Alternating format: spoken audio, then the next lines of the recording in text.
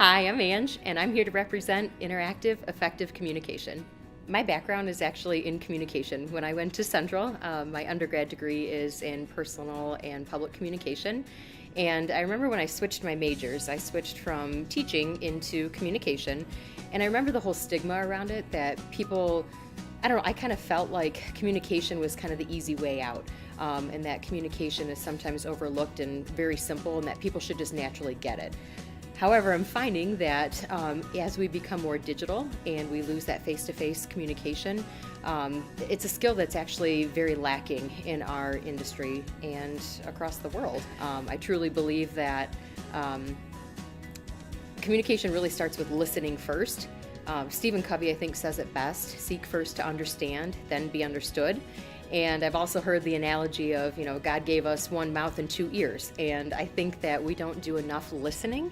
And I think a lot of times when we talk, we're talking with our own agenda in mind. So again, when it comes to communication, I think it's really important that when we enter into a meeting or when we have one-on-one communication, it's more about trying to find out, what can I learn from this conversation, instead of thinking, I'm going in closed-minded, I already know what I want to achieve from it, and just going in with an open mind. And a lot of times people will really wow you and impress you by what comes out of their mouth just by opening up that dialogue with one another.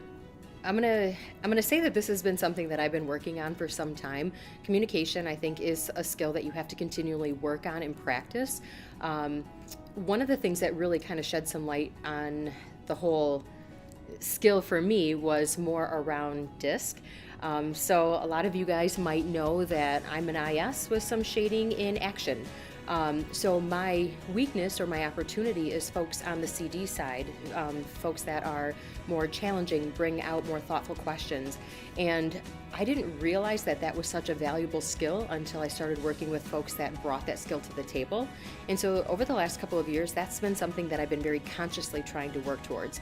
So when we're in team meetings, a lot of times I feel like I can come across as challenging people's thoughts or questioning, but it's more because I want to try and get to the true root cause of what we're trying to accomplish together.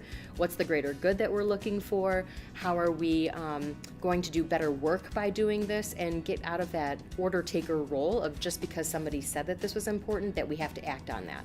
How can we even push ourselves beyond that and get an even better product by challenging each other's ideas and really stretching that? And that comes from open communication, and also being vulnerable to say, I don't know if this is a good idea, but I'm going to throw this out there just to build upon.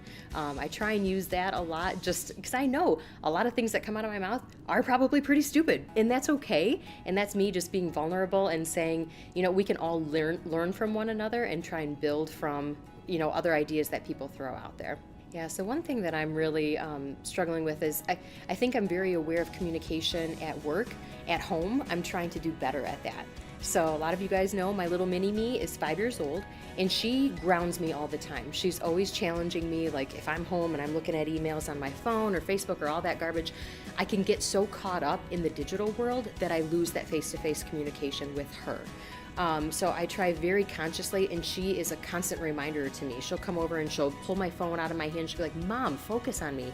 And I'm realizing I'm not being an effective communicator to her, not being a good parent at that moment.